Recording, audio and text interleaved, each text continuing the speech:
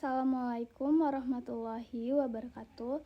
Perkenalkan, nama saya Raudatul Jannah dengan NIM A1A325045 dari Prodi PPKN.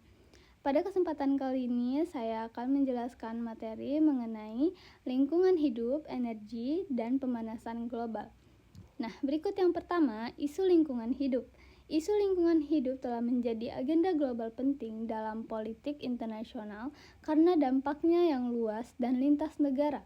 Kemunculannya dipengaruhi oleh berakhirnya Perang Dingin, meningkatnya kesadaran publik, serta temuan ilmiah tentang kerusakan lingkungan. Permasalahan lingkungan bersifat global dan transnasional, seperti perubahan iklim dan pencemaran, serta berkaitan dengan eksploitasi sumber daya bersama atau global commons. Perkembangan gerakan lingkungan sejak 1960-an juga memperkuat perhatian dunia. Terdapat dua tahap krisis kedua yang berskala global. Selain itu, terdapat perbedaan pandangan antara environmentalis yang percaya sistem ini mampu mengatasi masalah dan green politis yang menilai perlu perubahan sistem secara menyeluruh. Berikut yang kedua, tantangan dalam politik internasional. Isu lingkungan menantang pendekatan tradisional hubungan internasional yang berfokus pada negara atau state-centric. Dalam kenyataannya, tidak hanya negara yang berperan, tetapi juga aktor non-negara seperti LSM, perusahaan dan ilmuwan, masalah lingkungan, melintasi batas negara sehingga membutuhkan kerjasama internasional yang kuat. Selain itu, hubungan antar tingkat lokal, nasional, dan global menjadi semakin kompleks. Pengetahuan ilmiah juga memiliki peran penting dalam membentuk kebijakan dan mempengaruhi kekuasaan dalam menangani isu lingkungan.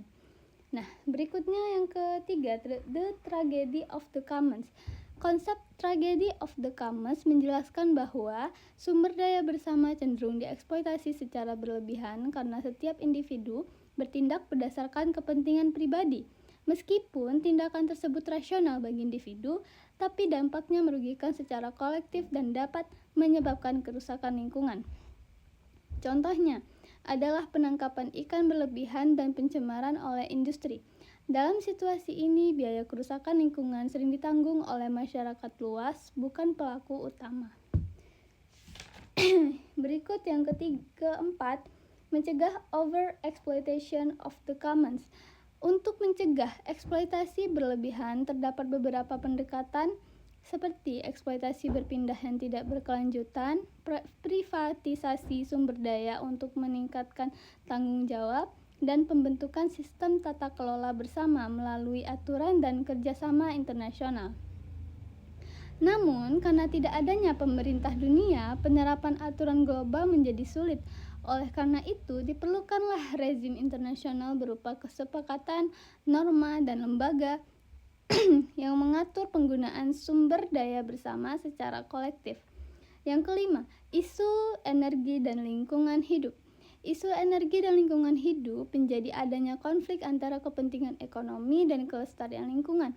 Negara-negara maju sering dengan mengurangi emisi karena dapat menghambat pertumbuhan ekonomi. Sementara negara berkembang juga menghadapi dilema yang sama. Selain itu, muncul fenomena free rider, yaitu negara yang tidak berkontribusi dalam pengurangan emisi, tetapi tetap memperoleh manfaat.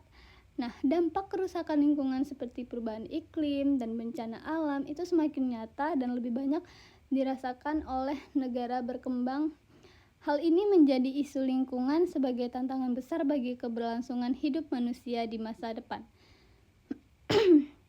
Berikut yang keenam, asal muasal bencana lingkungan.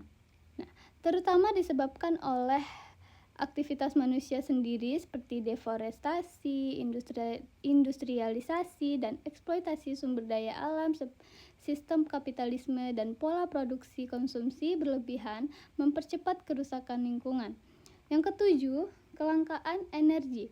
Ketergantungan pada energi fosil menyebabkan kelangkaan energi dan konflik global. Pengembangan energi alternatif menjadi solusi, namun juga menimbulkan masalah baru seperti ancaman terhadap pangan. Berikut yang kedelapan, pemanasan global dan perubahan iklim.